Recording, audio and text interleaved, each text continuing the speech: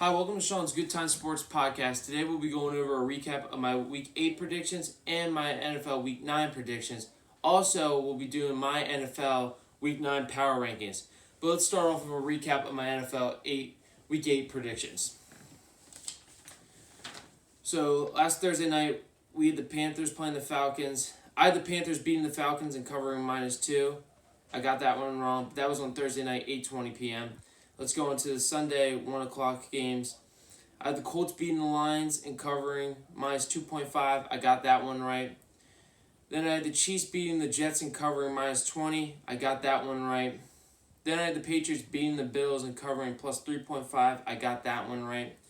Then I had the Raiders beating the Browns and covering -2.5. I got that one right. Then I had the Rams beating the Dolphins and covering -3.5. I got that one wrong.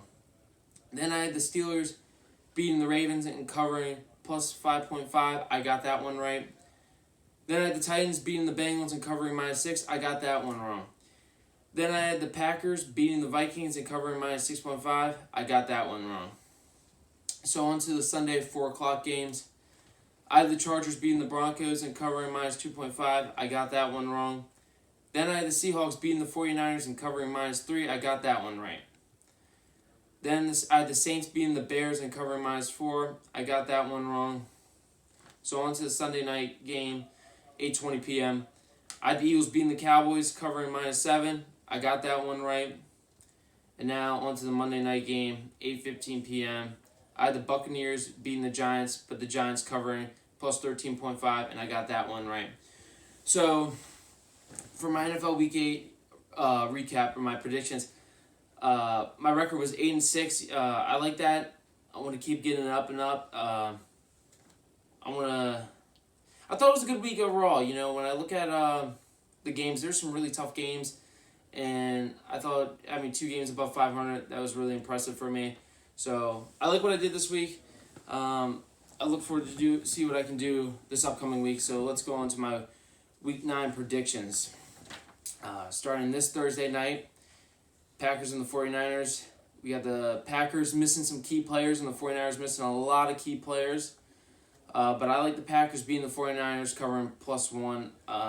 Aaron Rodgers is playing, so I'm going to go with the Packers. I think they get a bounce back win after that loss they had to Minnesota. So that was the Thursday night 8:20 p.m. game. Now for the Sunday 1 o'clock games, I have the Bears beating the Titans and covering +7. Then I got the Broncos beating the Falcons and covering +3.5. Then I have the Washington football team beating the Giants and covering -3.5. Then I have the Vikings beating the Lions and covering +1.5. Then I have the Chiefs beating the Panthers and covering -10. And then I have the Ravens beating the Colts, but I have the Colts covering +4. And then I have the Seahawks beating the Bills and covering -1.5. Then I have the Texans beating the Jaguars, covering -4. So on to the Sunday 4 o'clock games now. I have the Raiders beating the Chargers, covering +2.5. Then I have the Cardinals beating the Dolphins and covering -5. And then the last game for the 4 o'clock games, I have the Steelers beating the Cowboys, covering -13.5. So then on to the Sunday night, 8:15 p.m. game. I have the Saints beating the Buccaneers and covering +4. So now on to Sean's top 5 hot picks. I like the Packers game a lot. I think the Packers beat the 49ers and cover +1. When we talked about it, the Packers are missing some people, but also the Niners are missing a lot of people on the defense side, offense side, and special teams. And like I said, the Packers have Aaron Rodgers, and they're getting a point, so I'm taking the Packers in that one. Then I really like the Seahawks beating the Bills, covering -1.5. If you're going to beat Seattle, you need to play a perfect game because Seattle puts up points. I've only seen one team be able to beat them, the Cardinals. Statistically, they have the best offense in football. In my opinion, I like the Chiefs' offense, but you literally have to play a perfect game against Seattle, so I like Seahawks winning that game. Then I got the Texans beating the Jaguars, covering -4. Jaguars are missing some people, and I think Deshaun Watson gets it done in the division, so I like the Texans beating the Jaguars, covering -4. I know the spread's a little bit high on this one. I like the Steelers beating the Cowboys, covering -13.5. I like everything the Steelers have. Like I said, they're the best team in football in my opinion. They have an offense, they have the best defense, they have great special teams, and they have an amazing coach. So I like the Steelers win that one. against the Cowboys, covering -13.5. And then my favorite game of the week, I got the Saints beating the Buccaneers and covering +4. I've already seen the Saints beat the Buccaneers. I knew the Buccaneers were getting Antonio Brown, my receiver, my favorite receiver. But when I look at the Saints, they added defensive players in the trade deadline. They're probably going to be getting Michael Thomas back. Kamara looks like the best running back in the NFL. And it's a divisional game. The Saints are going to be up for the challenge, and we'll see who the Buccaneers are, but I like the Saints beating the Buccaneers and covering +4. So if you're betting, lock those picks in. Now we'll be going on to my NFL Week 9 power rankings. Starting off with number 1, not a surprise here, the Pittsburgh Steelers. I mean, we talked about it just a little bit ago. You look at that offense, it's up there. I mean, they got weapons all over the board across receivers, tight ends, and running backs, and they have the Hall of Fame quarterback, Big Ben Roethlisberger, over there. So I like everything about that offense. I think they're poised to just keep on getting better through the year, and I think that's what we're going to see out of them. I love the defense. It was between the Ravens and Steelers having the best defense. Steelers got the win, so in my opinion, they had the best defense. I mean, they looked sharp. They made Lamar turn over the ball, and they got the win. So, and they're playing a banged-up Dallas team. I think they really thrive, and the Stars come out tonight and play really well that game. And then we talk about their special teams. Their special teams unit is unbelievable. It's definitely top 5. I think it's either them or the Ravens are the best special teams, but I'm going to give it to Pittsburgh. They're a complete team.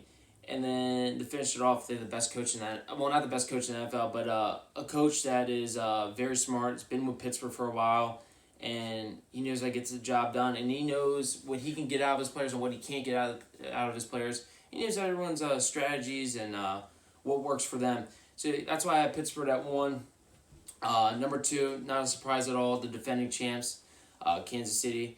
They've had a couple easy games right now. I want to see them get tested, but I feel like they get tested in the division all the time. I feel like those games are usually close, but I got Kansas City at 2. Patrick Mahomes. The defense is playing a little bit better each week, but they haven't played anyone special, so I got them staying at 2. Number 3, the Seahawks. They're the best quarterback in the NFL, Russell Wilson. And like I said before, if you're going to beat them, you have to play a perfect game. And I think the only teams that don't have to play a perfect game to beat Seattle is the Chiefs or the Steelers. So that's why I have the Seahawks at 3 and the Chiefs and Steelers above them.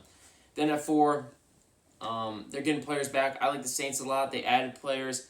So we're going to see this week what the Saints or what the Buccaneers are really about. Then at 5, I got the Buccaneers.